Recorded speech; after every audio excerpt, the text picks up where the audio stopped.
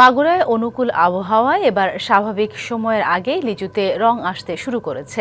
জেলার বিভিন্ন এলাকায় আগেভাগে শুরু হয়েছে লিচু সংগ্রহ।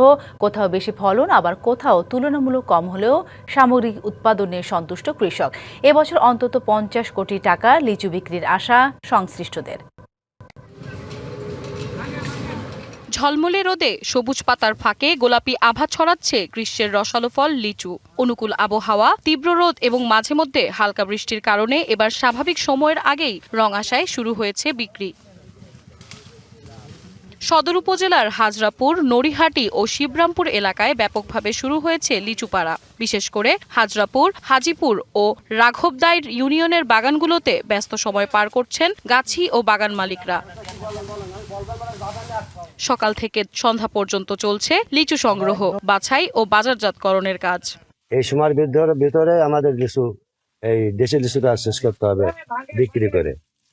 আর যদি রাখায় অনেক ভাইরাস আসছে, পোকা আসছে, পচা আসছে, এরা আর কি দ্রুত লিচুটা ভেঙে নিচ্ছে, কারণ এই লিচু 2-4 দিন রাখলে এর থেকে আরো অর্ধেক লিচু নষ্ট হবে।